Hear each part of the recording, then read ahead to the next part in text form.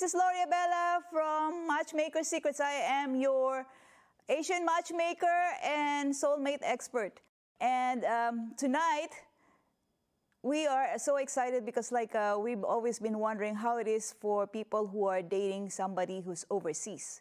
And we have somebody who's just like that, who's willing in order to meet somebody who's overseas. Because come to think about it, ever since that, people have started to travel, people had the possibility of meeting somebody or even falling in love with somebody. So when you think about it, why not? Especially now that there's a pandemic going on and online dating has been in and out of everybody's life because that's the way singles meet now.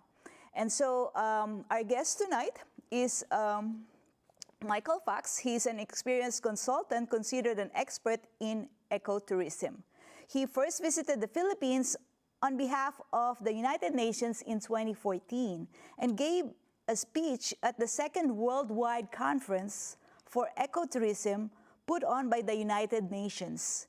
He went back to the Philippines for a month in 2019. So hello, Michael. How are you? Hello, I'm very well. I'm glad to be with you today. Awesome, awesome. So I'm sure we're going to be talking about a lot of juicy stuff today because people are so wondering can people actually meet somebody from overseas? Even though they're here in Chicago. So what do you think about dating in Chicago anyway? Let's start with that because for a middle-aged just like you and divorced, I have no idea how it is going for you.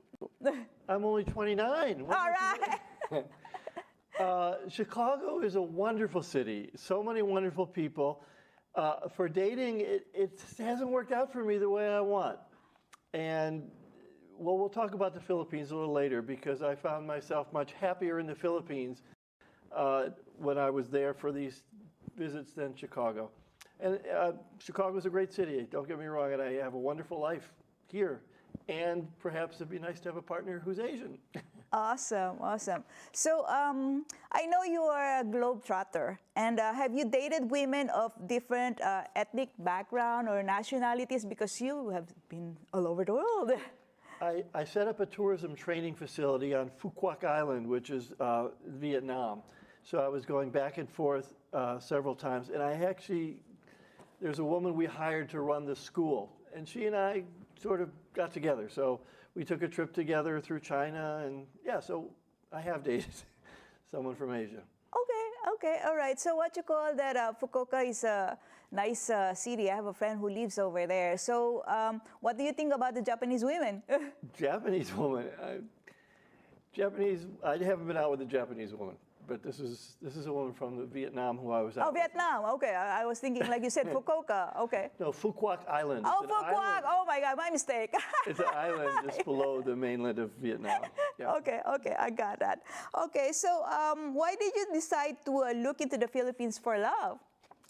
Well, it's funny. It hadn't occurred to me, and I'd never been to the Philippines till I gave that speech in Cebu City.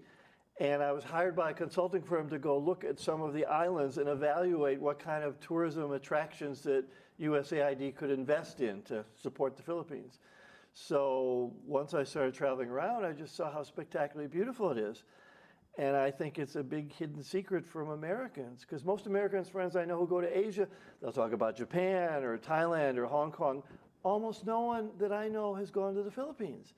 So for me, going there and finding it spectacularly beautiful, I mean, English is the first spoken language.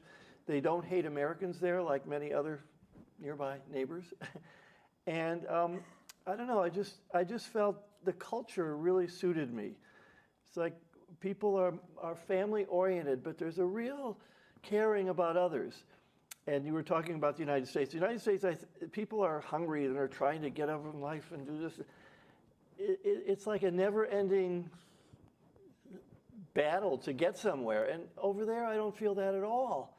Sort of at the bottom of society, people here are angry and they want something different. Over there, people seemed happy at almost every level of life. Maybe grateful to be alive. And I don't know, I just really felt people were happy, they were warm, they were welcoming.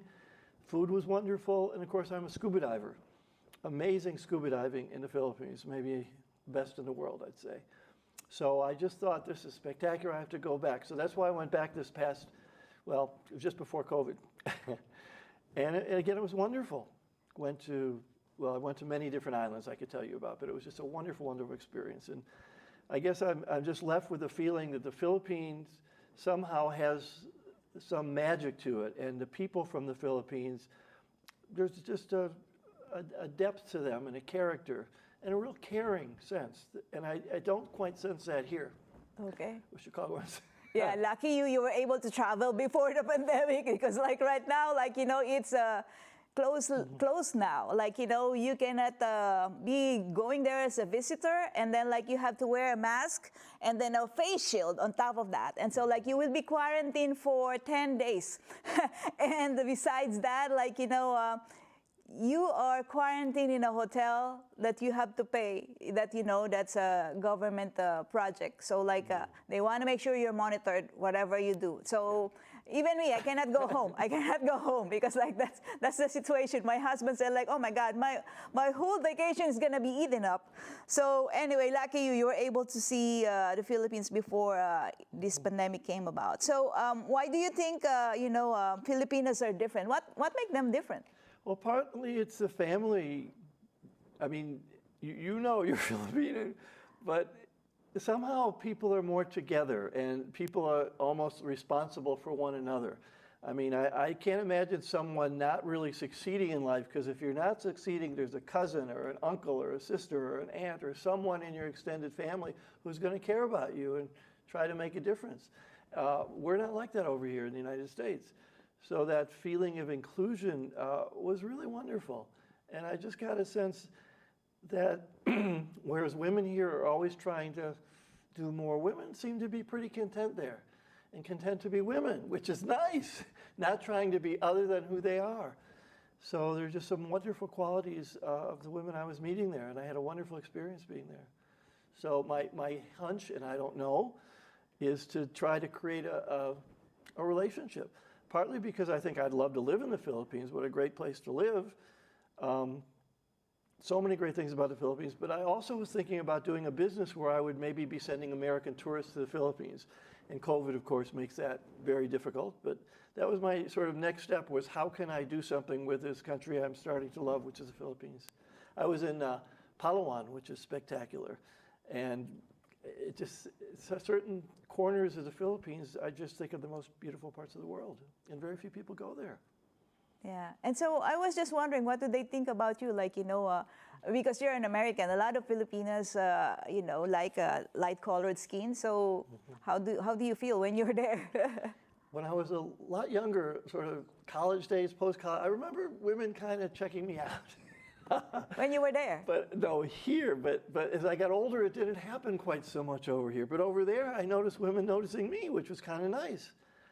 And I just felt very attractive. Like I could sense that women were interested in me. And obviously, this thing about American and money and all that stuff is a concern. You don't want that to be the issue or why someone wants you. You want someone to want to be with you because of you. But I don't know. I just felt a lot of wonderful connections there, which I really enjoyed. And again, having Filipino food, amazing food. And you know about the Philippines, in terms of tourism, it's inexpensive. Again, they like Americans, and there's almost every American thing you could ever want there already. It's just, it's not America, and it's less expensive there. Yeah, that's true. And so what do you like about, you know, I know that everybody has a dream girl. What would be a dream girl for you? Well, you're not available anymore. I'm attracted to slender women who are sort of up to something in life. Now, I play tennis, and I ski, and I scuba dive, and I play golf, and I bicycle. I have a motorcycle. So I'm active in my body, participating in life. So ideally, I'd love someone who wants to be active, and maybe who does one of those things, tennis or golf or bicycling or something. But romance, I think, is something special. There's a quality of intimacy you either have or you don't have, and that trumps everything else. So I just felt a sense of gentleness there, a sense of joy. Women seemed happy and joyful and playful, and what a wonderful thing that is. So that's some of what drove me to think that I'd want to partner from there. Yeah. So do you think, like, in the future, we might be able to see you permanently staying in the Philippines? I'm certainly open to that. It's certainly, if and when I ever decide to retire, that could be a wonderful place to retire because it's very peaceful. You have everything you want, very inexpensive, and it's a great lifestyle there. So yes, I could see that. Now, I stayed in Manila, and Manila is very different from Cebu or, I mean, all the other places I could talk about, but you could find almost anything you want there. And I don't know, I just felt a sense of dynamism, happiness, people participating in life, and it's a wonderful thing to see. So Yeah. So there you have it, folks. Thank you so much. We're always looking for resource speakers on anything about love, dating, and relationships. And we want to know what you are exactly doing if you're single and navigating through this pandemic about, love and romance. And if you want to be in the show, of course, send me a howler. And that's it for now. Thank you so much again, Mike. I appreciate your being over here, and I see you again sometime soon. You take care. thank you. So nice to be with you today too, Lorii. Okay, bye-bye.